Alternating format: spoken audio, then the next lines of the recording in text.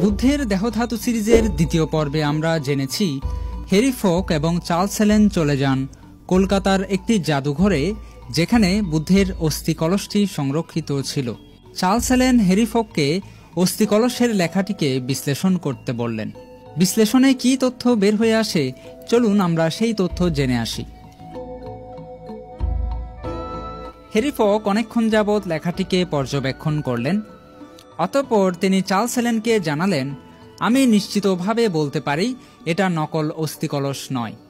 Charles Allen প্রশ্ন করলেন, আপনি কিভাবে বুঝলেন এই অস্থিকলসটা আসল?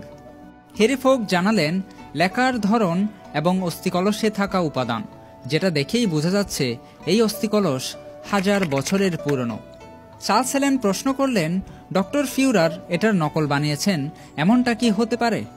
হ্যারি ফোক জানালেন, এটা কখনোই সম্ভব নয়। কারণ একে তো ডক্টর ফিউরার এই লিপি সম্পর্কে কোনো ধারণা ছিল না, তার উপর এই অস্থি উদ্ধার করা হয় 1898 সালে। কিন্তু এই লেখা 1000 বছরের পুরনো, তাই ডক্টর ফিউরার পক্ষে এই লেখা খোদাই করে লেখা কখনোই সম্ভব নয়। এছাড়াও এই অস্থিকলসে একটি শব্দ ছিল নিদানি, যেটা পুরানো অস্থিকলসগুলোতেই পাওয়া যেত। অতঃপর হ্যারি ফোক প্রথমবারের মতো এই অস্থিকলসের উপরে থাকা লেখাটির পূর্ণাঙ্গ অনুবাদ করলেন।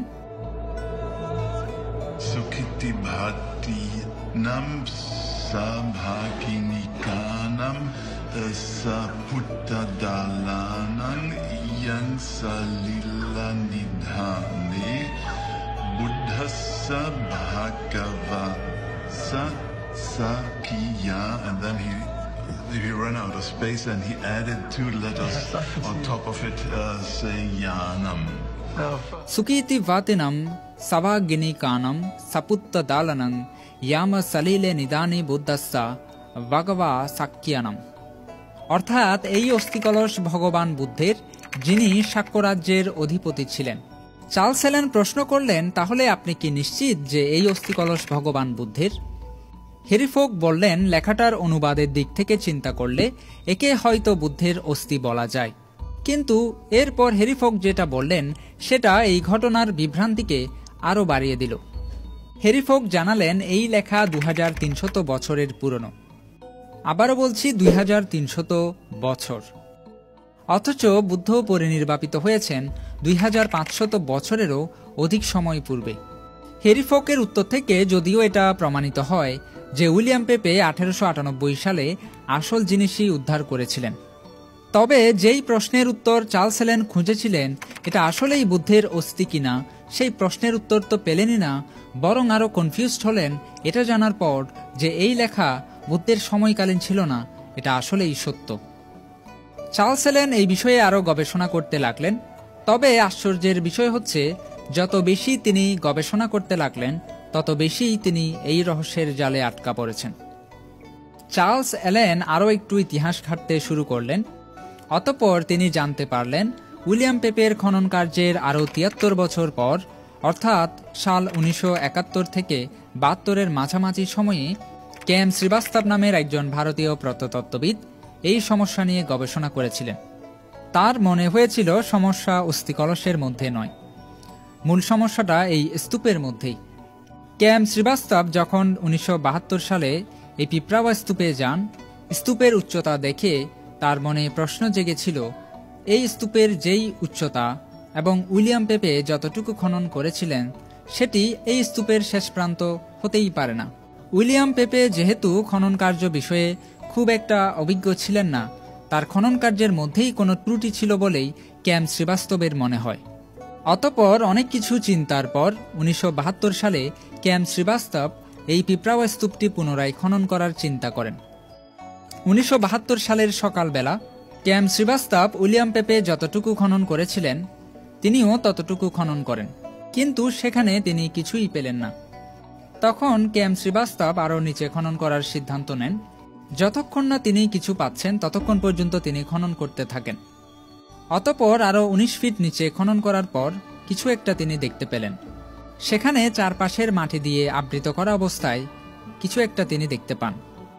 চারপাশের মাটি সরানোর পর কেএম শ্রীবাস্তব একটি অস্থিকলস দেখতে পেলেন।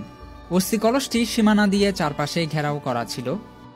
আশ্চর্যের বিষয় হচ্ছে, এই অস্থিকলস পূর্বের অস্থিকলসের চাইতেও ভিন্ন ছিল। এটি সাধারণ মাটি দিয়ে তৈরি করা হয়েছিল। উইলিয়াম পেপের পাওয়া অস্থিকলসের চাইতেও এটি অনেক সাদামাটা ছিল এবং এটির উপর কোনো কিছু লেখাও ছিল না। এই অস্থিকলস পূর্বের প্রশ্নের সাথে আরও কিছু নতুন প্রশ্নের সৃষ্টি করে। বিশ্লেষকদের মনে এই প্রশ্নের উদয় হয়, একটি নির্দিষ্ট স্থানের কিছু ফিট উপরে আবার কিছু ফিট নিচে দুই ধরনের অস্থিকলস কিভাবে আসলো?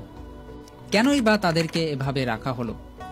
এই দুই অস্থিকলসের মধ্যে কোনটি বুদ্ধের আসল অস্থিকলস? চার্লস হেলেনের মনে অনেকগুলো প্রশ্নের উদয় হয়, কিন্তু তার কাছে কোনো প্রশ্নেরই উত্তর ছিল না।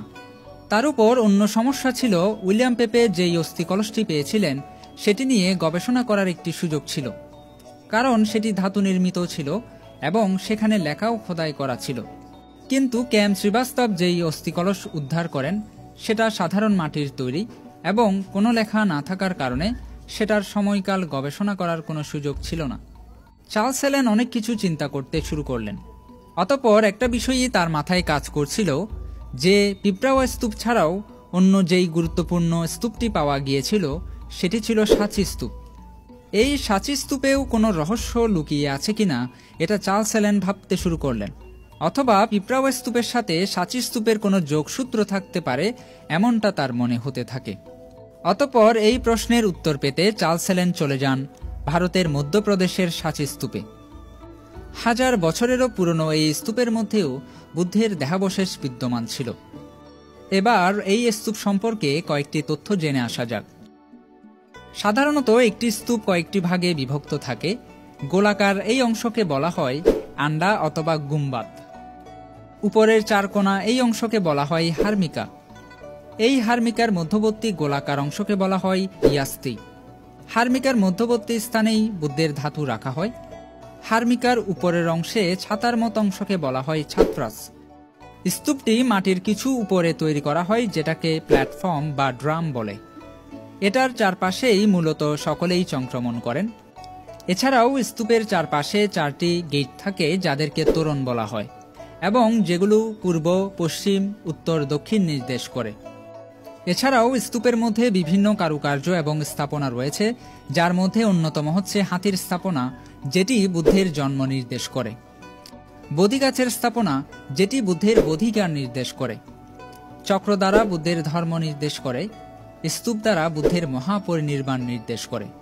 বর্তমান সময়ে বিভিন্ন আকৃতির স্তূপ পাওয়া যায়, যেমন বেল আকৃতির, কলসি আকৃতির, বাবল আকৃতির, পেডিস্ট্র শেপ আকৃতির। এছাড়াও কিছু কিছু পদ্মফুলের আকৃতিরও হয়ে থাকে। যাই হোক, আমরা পূর্বের ঘটনায় ফিরে আসি। এই সাঁচি স্তূপ অসাধারণ কিছু কারুকার্যে পরিপূর্ণ ছিল। চার্লস হেলেন খুব মনোযোগ সহকারে এই কারুকার্যগুলো লক্ষ্য করেন, কারণ পিঁপড়াওয়া স্তূপের সাথে অবশ্যই এই স্তূপের কোনো সম্পর্ক থাকতে পারে। চার্লস হেলেন সাঁচি স্তূপের আশেপাশে কিছু পাথর দেখতে পান। পাথরগুলোর কাছে গিয়ে চার্লস হেলেন দেখতে পেলেন সেই পাথরগুলোর গায়ে কিছু স্ক্রিপ্ট বা লেখা খোদিত অবস্থায় আছে। এছাড়াও সেই স্তূপের আশেপাশে কিছু পিলারের মধ্যেও তিনি একই রকমের লেখা দেখতে পান। অবশেষে সাঁচি স্তূপের বাইরের অংশে হাঁটতে হাঁটতে তিনি কিছু ভাঙা বুদ্ধের প্রতিবিম্ব দেখতে পেলেন, যেগুলো কোনো দুর্যোগে বা সময়ের কারণে ভাঙেনি, বরং বুদ্ধের অস্তিত্ব বিলীন করতেই এগুলো একসময় ভেঙে ফেলার চেষ্টা করা হয়েছিল। ধ্বংসাবশেষ দেখতে দেখতে হঠাৎ কিছু একটা চিন্তা করে চার্লস হেলেন সেই স্থান ত্যাগ করেন এবং আবারও পিঁপড়াওয়া স্তূপে চলে যান। তিনি পুনরায় হ্যারি ফোকের সাথে দেখা করেন এবং পিঁপড়াওয়া স্তূপে পাওয়া সেই সিন্দুকটিকে পুনরায় বের করেন। এরপর হ্যারি ফোককে সাথে নিয়ে তিনি কিছু মাপ নিতে শুরু করেন। সিন্দুকটি যেই উপাদান দিয়ে তৈরি, সেই উপাদানটিকে অনেকক্ষণ বিশ্লেষণ করার পর তারা আবিষ্কার করলেন যে যেই পাথরের উপাদান দিয়ে এই সিন্দুক তৈরি করা হয়েছে, সেই একই উপাদানের স্থাপত্য চার্লস হেলেন দেখতে পেয়েছিলেন সাঁচি স্তূপের সেই পিলারগুলোতে। অর্থাৎ সাঁচি স্তূপের পিলার এবং এই সিন্দুক একই উপাদান দিয়ে তৈরি করা হয়েছে। এছাড়াও সাঁচি স্তূপের পাথর এবং পিলারের গায়ে যে লেখাগুলো ছিল, সেই লেখাগুলোকে বিশ্লেষণ করে চার্লস হেলেন বুঝতে পারলেন এই একই অক্ষরগুলো তিনি বুদ্ধের সেই অস্থিকলসের উপর দেখতে পেয়েছিলেন। এই বিষয়গুলো চার্লস হেলেনের কাছে এই পুরো জটিল সমস্যাকে সমাধান করে দিতে সাহায্য করেছিল। তিনি বুঝে গিয়েছিলেন কি রহস্য লুকিয়ে আছে এই অস্থিকলসের মধ্যে।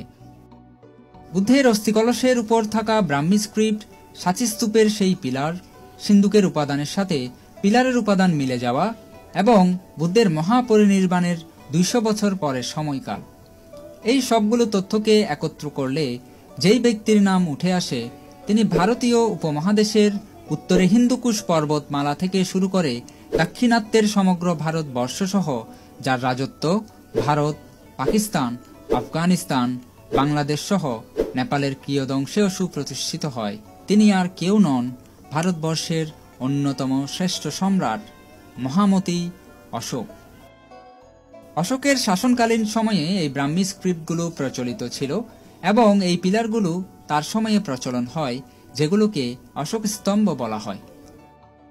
সবচাইতে গুরুত্বপূর্ণ বিষয় হচ্ছে হেরি ফক যখন বুদ্ধের অস্থিকলসের উপর লেখা বিশ্লেষণ করে বললেন যে এই লেখা বুদ্ধের সময়কালীন নয়, এই লেখা বুদ্ধের মহাপরিনির্বাণের 150 থেকে 200 বছর পরের সময়ের লেখা, চার্লস অ্যালেন বুঝতে পেরেছিলেন বুদ্ধের মহাপরিনির্বাণের 218 বছর পর যেই ব্যক্তি সিংহাসনে আরোহণ করেন তিনি হচ্ছেন সম্রাট অশোক। অর্থাৎ এত সব রহস্যের পেছনে যার হাত রয়েছে তিনি হচ্ছেন সম্রাট অশোক। কিন্তু প্রশ্ন হচ্ছে, সম্রাট অশোক তার রাজত্বকালে কি করেছিলেন বুদ্ধের এই অস্থিগুলোর সাথে যে এই প্রশ্নগুলোর সৃষ্টি হলো? কেনই বা একই জায়গার কয়েক ফিট উপরে আবার কয়েক ফিট নিচে বুদ্ধের অস্থি পাওয়া গেল? বুদ্ধের অস্থি হয়ে থাকলে এই দুটির মধ্যে কোনটি আসলে বুদ্ধের অস্থি? এই সকল প্রশ্নের উত্তর পেতে গেলে আমাদেরকে চলে যেতে হবে বুদ্ধের মহাপরিনির্বাণের 218 বছর পর সম্রাট অশোকের শাসন আমলে। পরবর্তী পর্বে আমরা জানতে পারব সম্রাট অশোক তার শাসন আমলে এই অস্থিগুলো নিয়ে কি করেছিলেন।